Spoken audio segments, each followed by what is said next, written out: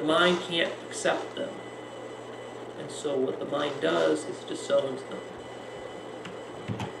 What do I mean by disowning? You might wonder, Leo, how is my ideology about atheism or about skepticism, how is that disowning some aspect of reality? I don't get it. Well, here's an analogous example.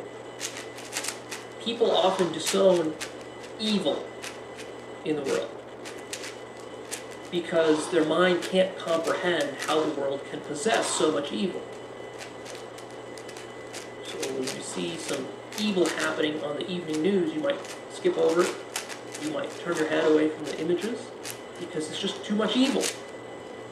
And you got to disown it. And even if you don't turn your face away from the images, what you'll do is you might look at the images, but then you'll create a story explaining those images and disowning those images through your explanation. For example, you will say, ah, that person who was murdered, that was done by some radical Islamist terrorist, and they're evil. And see, what you did, though, there is that you've actually denied and disowned that aspect of reality and yourself.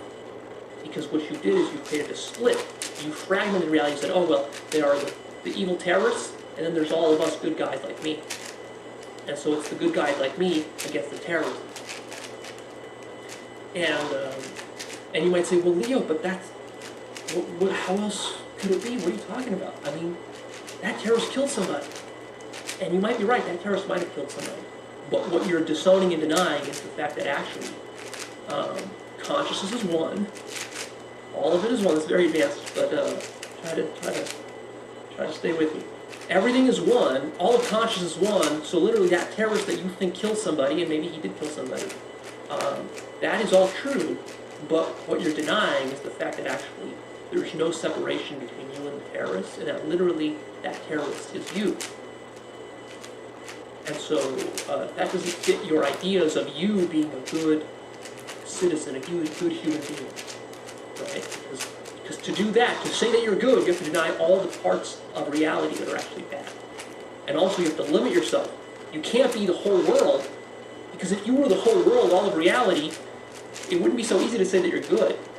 Because there's rapists and terrorists out there, and war criminals, and thieves, and corrupt politicians, right? So you have to disown and deny and sever your connection from all those people. You have to dehumanize all of them, but not just dehumanize them, you have to also say that they are not me.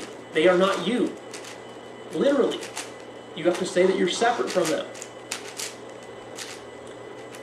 Because otherwise you would admit that reality is a mixed bag of good and evil stuff. And some aspects of reality are very cruel and very upsetting.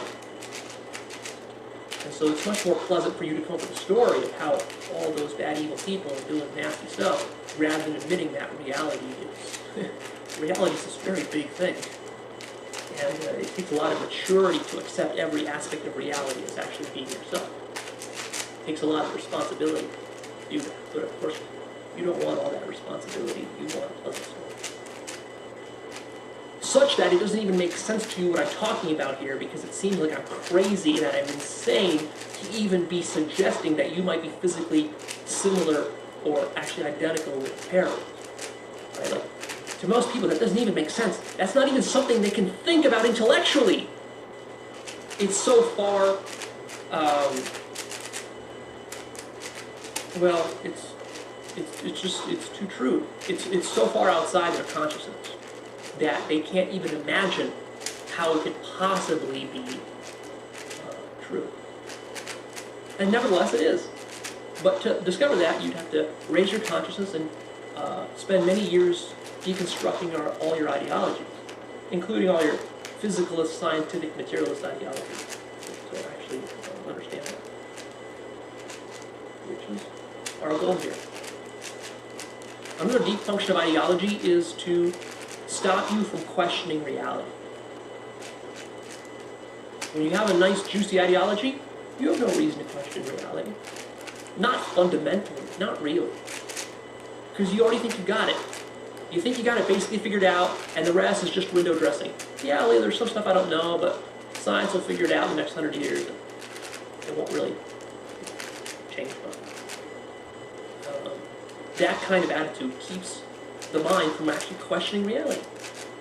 And the reason that is because if you start to question reality, you'll start to see reality unravel like a sweater, where you pull on a loose thread and the whole sweater unravels. That's what is going to happen if you really start questioning reality and you go outside of all ideologies.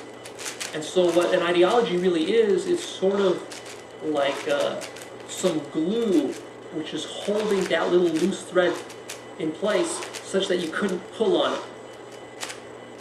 But if you pull on it hard enough, you'll break past the glue, and then you keep pulling on it, and you discover that the entire sweater is made out of one single yarn, and that the entire thing will unravel.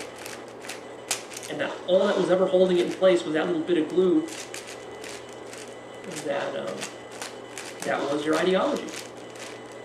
And so the function of the ideology is like a cement or a glue, which keeps your reality from unraveling.